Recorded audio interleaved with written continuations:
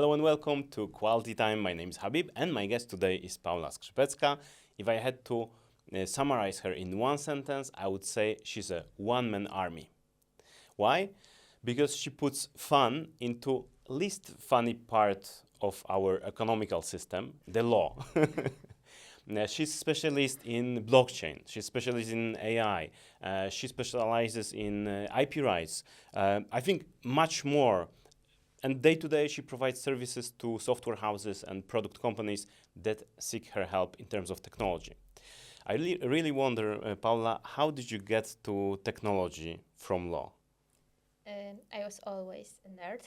Okay. So computers were in my house always.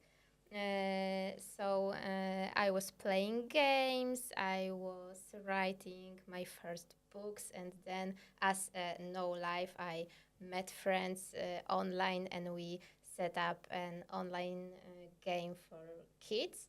And it was when I was 14, and we were developing our fashion style Okay. website and game for about 2 years. And then when I was 16, I lost a bit heart of it. So the only adult person in our group set up a company and sell our big project. So it could be said that I had my first exit from startup in my 60s. Exactly.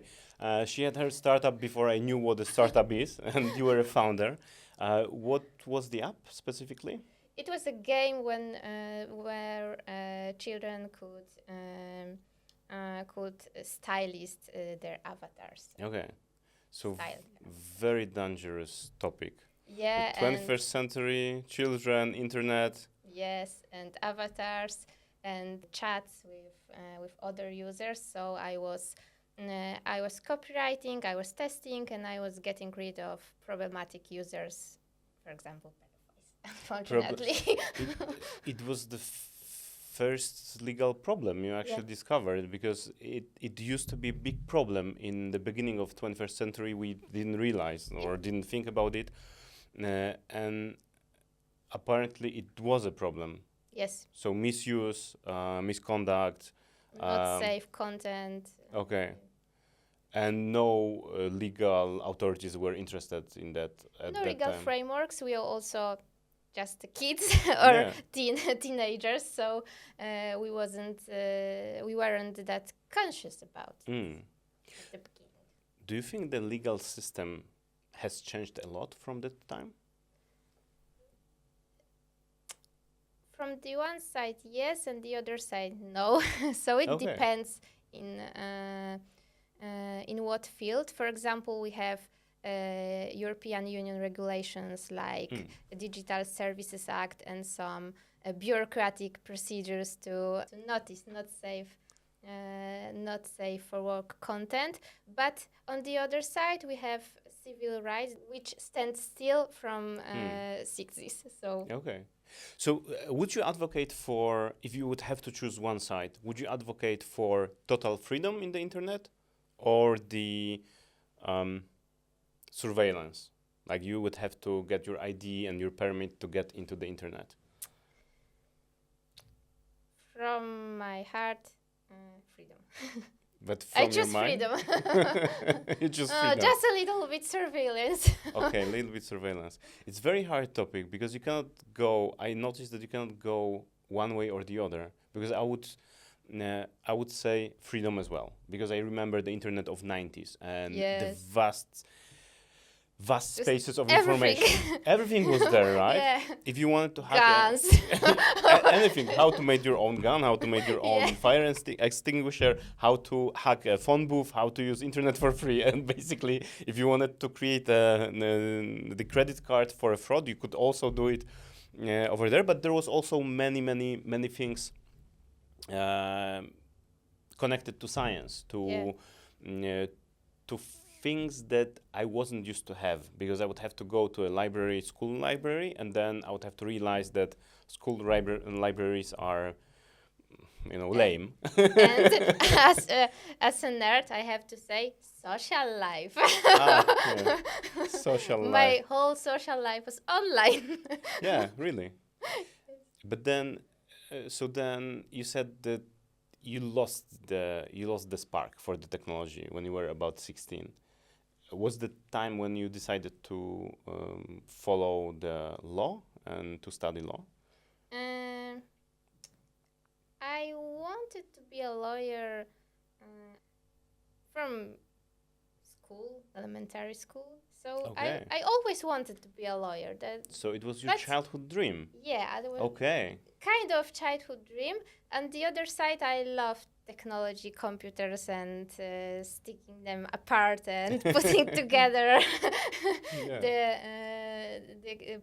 these parts and electronics. So it was still with me, and now I was always a rather not a specialist in programming, for Okay. example. So I could I can develop a snake game in Python, and I am quite satisfied with it. So for me, that's all. enough. Okay. But very interesting fact about you is that you wrote your thesis, the PhD in blockchain, right? Yes.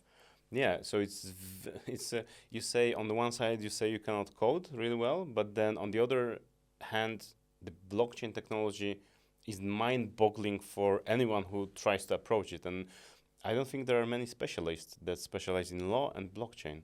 Where the idea came from? I was fascinated with this freedom, financial freedom, and the Ah. idea of cryptocurrencies and so on. And then I started to think, how could we explain this phenomenon in legal language and in legal institutions in Poland, or maybe European Union institutions. And that's how it started. Do you think there is still place for blockchain in technology? Because right now it's not a sexy topic. It's not something we would like to talk about. We will go to AI because everyone wants to talk about Yeah. AI. I think it's already quite boring, but we will find interesting facts about AI. But first, let's focus on the blockchain because I have a feeling it's a big concept of technology. And I always hoped that we would see widespread appreciation of the technology. Is there still place for that, or we should forget about it and just move on? I think there's still a place for blockchain projects. I can see the evolution of these projects. For example, now blockchain projects are developed in e-commerce or some neuron networks. So it is evaluating. Okay, so there's evolution of the Yeah. technology. Would you say this will pop up again as something very interesting when we see some big projects finalized and the hype will be back? I hope so, because they are my clients. Okay. I support them in the Okay. tech journey. So there is really a space for a lawyer specializing in blockchain. You have I clients hope so. Okay. But I don't know. Okay. So hopefully, how much time do you think we need for this big comeback of blockchain? Maybe 2 or 4 years. It is connected 4 years. with Bitcoin financial results. Ah, okay. 4 years. Should I start buying Bitcoin or? This is not a financial No advice. comments. No comments. Okay. Do you have crypto? Do you have cryptocurrency? Actually, no. Okay, that's very interesting, because if you look at this, we were both growing in Poland in 90s, so we both celebrate total We are old. freedom, the financial freedom. I also liked the idea of blockchain because I wanted the freedom without the banks. Yeah. But the quite funny thing is that the blockchain could give you total freedom, financial freedom, but also complete visibility. Yeah, and but banks are still there, so. Oh yeah, the banks are still there. I think we have a new Swift implementation of blockchain, or how to use blockchain for Swift transactions. So this technology apparently is coming. It's just quiet. I think that everyone is just focused on the projects. It's not something we talk about on conferences anymore, but it has to come back because there's many big entities that invested a lot of capital.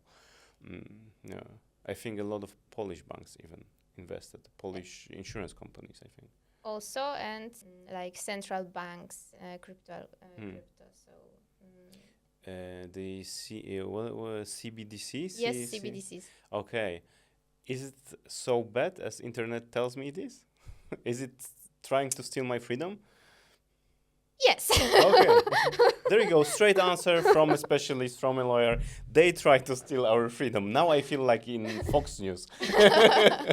So we have conspiracy theory. Yes. We have blockchain. We have a great guest who tells us everything about this. But then let's jump to AI. Because somehow when I look at the TV shows, when I read the newspapers with you, there is the AI. So you talk about AI. Can you tell me a little bit more? How did you get into the AI part of the law? Probably because of being a nerd in my whole life. So a couple years ago, I started to wonder: is there any project or regulation related to artificial intelligence or neural networks and so on? And in 2021, the European Commission set up AI Act project, and I read it, and I think that's kind of nerd stuff. I like it, but I didn't think to monetize this knowledge in any way in the future. But a couple of years has gone, and we have 2023, and it's boom from generative AI, and this knowledge, some copyrights issues raised up, and there finally was a place and a space to tell about it, to think about it, and to debate about it. Okay, so is AI a threat to the IP rights? Yes. So it yes, is. it is. Yeah. So we clearly have issue with the IP rights and the big tech, right? Because it seems they have too much money to be liable for anything. And too much impact on just us users. That's why your answer was so heartbreaking for me, because it seems that we have a law, we have rules, but if you're big enough, you can just forget them for as much as you wish. You can just mitigate the risk Okay. with some budget for lawyers. Yeah, mitigating the risk with a budget for lawyers sounds more like it. I think that's exactly what's happening with the AI. But on the other hand, I don't think that the OpenAI did any infringements, because when I think about it as someone who's not working with the law, who's not into it, but someone who was growing with the idea that all the information should be free, then I start to wonder if someone can pursue the AI model for being trained on some information that is a public domain somehow, or, gray area. Or we wish it's public domain. Yeah, but then if I write something about dragons, it's not my idea. I didn't, realize that I can write about dragons. I've read about them somewhere, right? So my brain was trained on some data that wasn't publicly available. It was trained on books I would have to pay for. It was trained on knowledge that's probably patented at this moment for many areas. So does it actually make sense to claim that we need to work on intellectual property? Or should we just say, use the information however you want. We cannot pursue it anymore. It's too complicated. I think we could work on it, but only only in the way to get more free data, Hmm. open data, and open data sets, not only to train the AI models, but generally to develop technology and make some good stuff with this data, because artificial intelligence is a booster, but not in every way. But generally, it doesn't have to be a game changer, because shit in, shit out. So we are not heroes using AI models. I believe in cooperative AI, cooperative Gen AI. Do you think it's possible in the landscape of capitalism, where we try to be owners of anything, of any idea that's This is the hard part of this, because probably not. Probably is just a beautiful idea. But I hope so. I hope it could work. And then we could discuss not about penalties for non-compliance or so on, but about the scope, the real needed scope of fair use of some works, copyrighted works. Because for now, I was hoping for some easy answer, like yes or no, but apparently Sorry, it's I'm too just a lawyer. it's too complicated for that. But the real use I see in Gen AI is to feed good models with particular knowledge from particular branch of science, let's say, and then use it as a helper, as a holistic helper that has access to things that you wouldn't have time to read or you wouldn't have time to understand. So you can push, all the new studies from your area of interest. Let's say you are a special botanist, and you're specialized in some certain plant growing in some small part of Amazon forest, right? And then probably there's a lot of work coming to many work created with the new findings and so on, and you are unable to read it because you're there in the Amazon forest looking for something, right?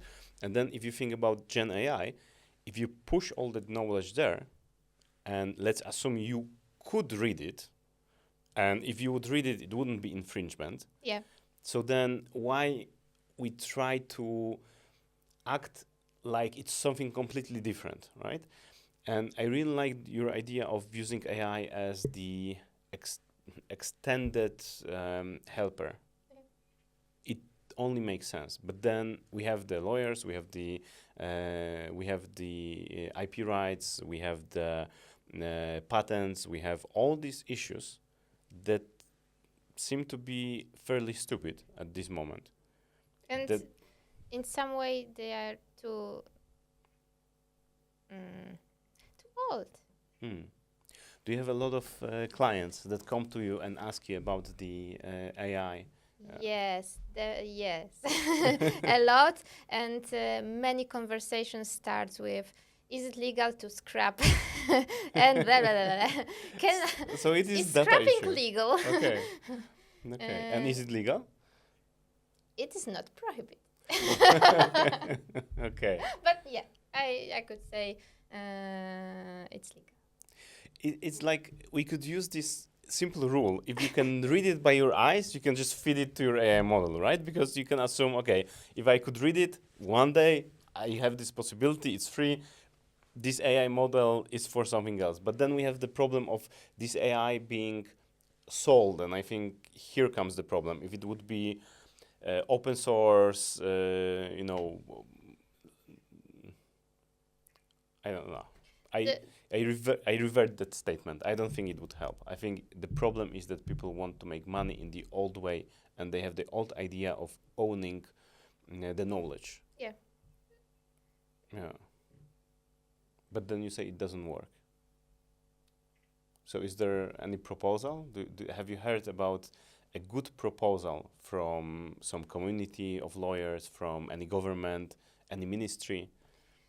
In some specified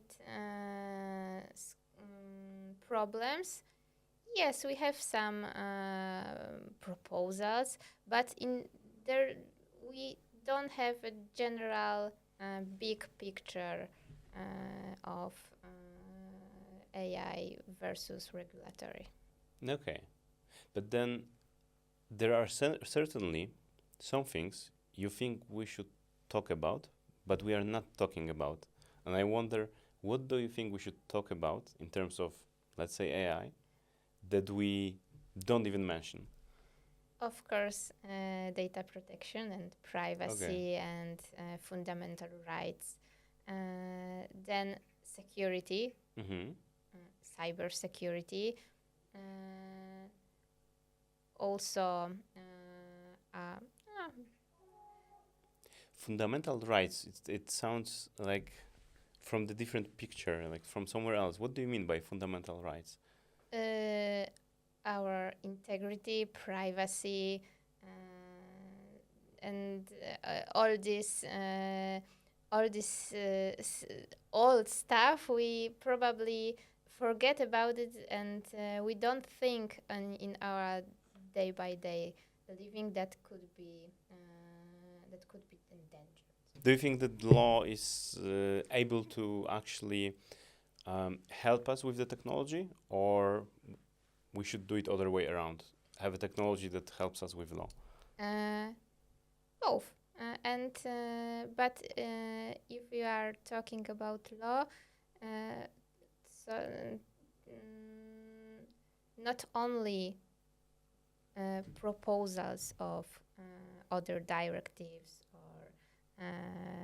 or other regulation, but firstly implementing, and secondly just using our rights.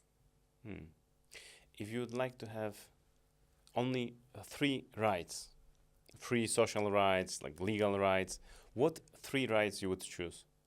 My freedom.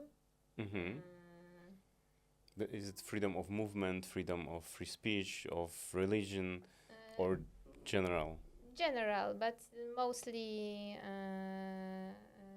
in movement or speech. Secondly, privacy. That's why big techs don't like us. Okay. And third one, maybe a right to education. So education, privacy, and freedom of speech and movement. That's 4, but That's 4. That's 4. I'm just a lawyer. How would you define privacy in this new age of technology? Because it's really hard to say what is private. Maybe a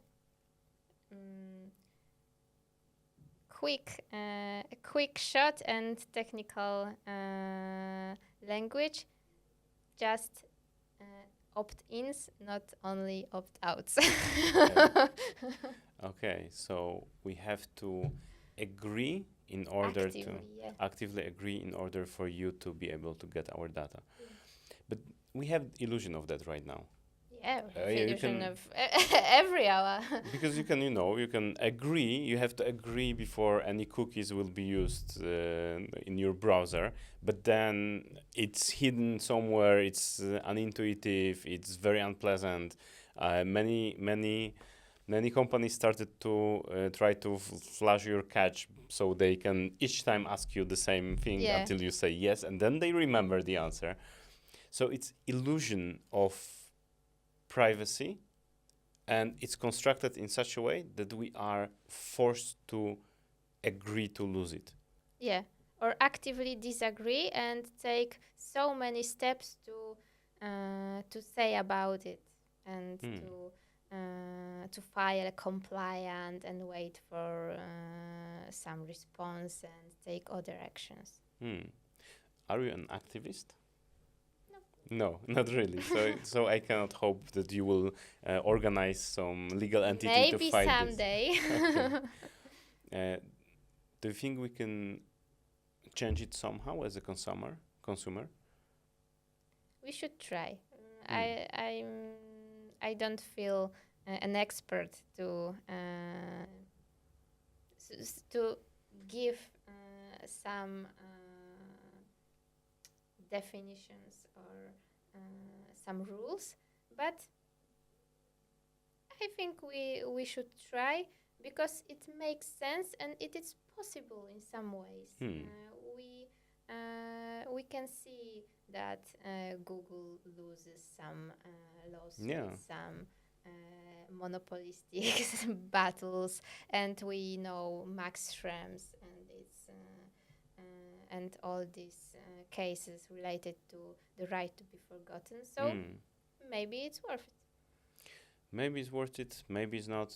We will probably not know, but for sure our data is somewhere else. It's not with us. I'm sure that some national security numbers of the Polish citizens, it's just flying throughout the internet everywhere. It's very easy to buy any amount of data you want at any given moment from any country, from any nationality. And it is not prohibited. It's not prohibited? No. So you tell me that I can officially go to darknet and buy. To darknet? No. But I can buy data sets. Yes, you can sell or you can buy data sets, and it's legal. But if I get them officially and legally, right? If I get them by stealing, it's. I didn't hear that. Okay, but it's not my liability if I use them. It's your liability. It's my liability. Yeah, because it is important who and how uses the data. So it's still very fluent and fluid. So, okay, it's very scary because after our conversation, I don't think I'm protected. I have the illusion that doesn't help me, but makes my life harder because I have to actively opt out. Okay, but then how can I am one-man army. It seems like we need to put you into an AI model that, is a little assistant in the computer and tells you all the time what you should do or how you should actively opt out or how you should secure your data. But it sounds ridiculous, right? And it sounds like a joke when I'm telling this, but... Little lawyers for everyone. Yeah, let's have little lawyer for everyone. But it seems that we are at the stage where we actually need it, where there's so many rules that even if you try to create a startup, you now suddenly, like when you were creating a startup, I don't think you were caring about anything. You just had idea, you just created it, right? Yeah. And now when you're creating a startup, you need to consult a legal specialist and ask them if you're not infringing any patents in US, for example, or in EU, if the Data Protection Act is enforced properly, if there's so many regulations. Have you noticed that it's harder to create something new? Yeah, it's harder, and there are so many regulations and so many proposals that are discussed. So, unfortunately, I think it may be hard and it may be scary because a founder doesn't know where they are his obligations, because we have thousands of regulations for everything. Prices, terms of service, privacy regulations, and so on. If you want to learn more, you need to consult with Paula. Tell me something, like for this whole conversation became a little bit grim. I was hoping it will be cheerful, and we will discuss the that is a cheerful side of law. That's the cheerful side of law. That's terrible. But let's play a little game that I love to play with my guests. So Imagine. seek. No, it's even better. Don't Imagine think you so. have like a crystal ball and you can see the future. So tell me, what is the future of law in 20 years from now? Do we have like special robots? Do we have legal machines at every corner that you can buy agreement from? That How? could be great. So maybe legal contract machines for Okay. contract machines would be great. Probably there might be some avatars of yes, so little lawyer for everyone. That's a cool project for the future. Okay. And in some ways, some this short consultations and quick and simple questions may be answered in this way. So just like contact center maybe, but with automation. On the other side, I think that that the jurisdiction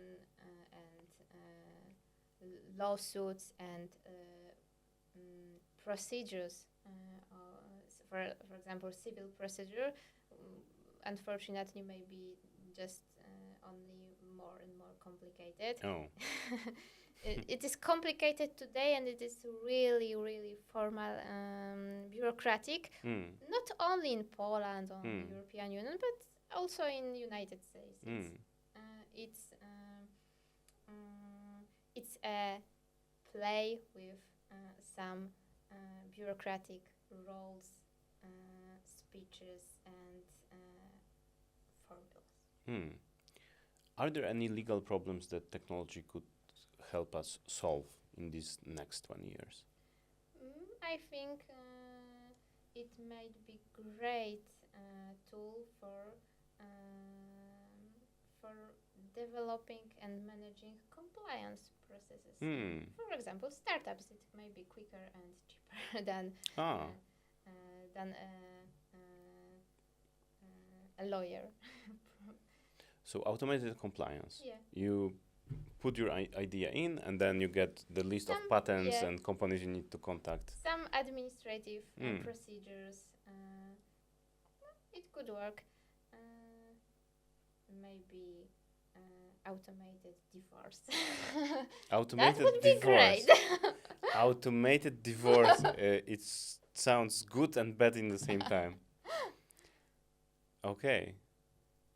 What about the bad side of technology? How do you think it can? What are the biggest risks in terms of the law and technology in terms of these upcoming 20 years? So, as we already said, privacy and security. I think there's a clue. Okay. What about robot laws? Do you think we will see those very soon? Not very soon, but probably some robot taxes which could rely on the level of automation or risk for lost for employees and lack of employment in some areas. I could imagine that. Ladies and gentlemen, let's tax the robots. I actually wanted to ask you about this. I It's great know. you mentioned because I have when I go to the shop these days, there are these self-service counters, and the idea that's called self-service, it already starts to break my heart because I know that what I'm doing right there is I'm doing a job. I'm doing a job that normally someone is paid for. And I'm very bad at this job. So I'm just scanning, everything's bad. And there's this one girl, one guy who's running around all the people who try to use these self-service counters. And then I don't get any bonus by using that. I'm doing the job. There's from a legal experience. Happy because it's faster. Yeah, I think so. But then from a legal point of view, it's a job done, but there's no tax paid. There's no insurance paid. There's some paid. revenue. There's a revenue, right? And it's gray area. The companies are very happy because it's just, let's fire these guys and these guys, and we don't need them because we have self-service counters. It's unfair. And I understand that you can be capitalist at heart, that you can believe in total freedom. But we come to the point where the philosophy, even the philosophy, not the economic concept, breaks down because of the technology. So what is the approach we could take here to make sure that our future is safe? I think from legal perspective, it is always about a purpose and a context, and Mm. it's really hard to say yes or no, Mm. banned or prohibited, banned or legal. So I think also in from this tax perspective or economic perspective, we should think firstly about the purpose and about the character of the use of these robots, and we should also put some definition of robot, because what is a robot? There's no. We can consult Isaac Asimov. Unfortunately, we can only consult his books. But we could create avatar of Isaac Asimov and then ask him what should be the just laws. the software is a robot. Maybe it's just that. But then, what do you feel by heart? Because you speak about, from the legal perspective. But I want to understand what's your point of view. I'm Would you a lawyer. tax I the don't robots? have heart. You don't have heart. You don't have soul. You have heart. So imagine you have a soul and a heart, and then you have to decide if you tax or do not tax. The robots, the self-service counters, they are very popular. Tax? Okay, just tax. Just tax them. Yeah. Okay. I will tell you for the closure that I'm very afraid of one little thing that can happen with the self-service counters and the robots and so on, because we push them when they are cheaper than human labor. But as we know, the world is not equal in terms of economy, and there is pretty cheap labor throughout the world. You can find very cheap labor. And then there's globalization, there's internet, there is anything that can help you get very cheap labor in a very prosperous country. And what I'm really afraid of is that we will have the self-service counters, we will have the robots, but then there will be little monitor with the little guy inside who will be human, because he will be cheaper than expensive AI model who will be doing the service for the self-service things. And this will just create an illusion of fair trade, of fairness, but it will economically push those less developed countries even farther away, because they will. Yeah, I'm very afraid of that, because it seems like we are very close to the point where this one person near these counters will be substituted with the call center, and then we will push this call center outside. We will, it will be in Philippines. They can't speak Polish, they can't speak German. Doesn't matter. We have AI that will translate good enough. They will, oh, you're 18 years old. You can buy this alcohol. You don't need the girl that's run through the shop. It seems like a very nasty future. That's true. Like, do you think that there's some stopping to it, or we just need to accept that it's going this way? I hope that there is. But it's not the law. Maybe law and ethics in some cooperation. Law and ethics, we could have another podcast on ethics and law, right? But it doesn't seem so bright when you think about the future. It has a lot of perks, but it seems that we are trading our comfort for the freedom. And from all the rights you mentioned, you didn't mention comfort, you didn't mention the ability to have fun. You mentioned I'm a nerd. Ability to have fun. I don't know that. Yeah, but you mentioned education, you mentioned the privacy, and you mentioned the freedom of movement and speech, right? So very fundamental rights that we are losing because of outsourcing more and more to the technology. So from the human perspective, from my perspective, it seems that from your perspective, we really need to watch closely what's happening, because in the end, it's our choice if we use the technology or not. And it's very hard not to use certain technologies. Yes. You can tell people don't use Facebook. No, nobody uses Facebook anymore, I think. But don't use Messenger, don't use WhatsApp. And when we are using these tools, we are under surveillance. All the time, and we are selling this data. We are not selling this data, we are just giving it out for illusion of free app, but in the end we are paying with the freedom of free speech, we are paying with the freedom of privacy, we are paying with freedom, well, not freedom of education yet, but we are restricted to use it in the way someone designed it for us. And it seems very problematic for me. But thank you very much, Paula, for joining us with the podcast and for letting us know the future might not be that bright. Thanks for your story. Thank you very much, guys, and see you next time. Bye bye. Thanks for having me. Bye.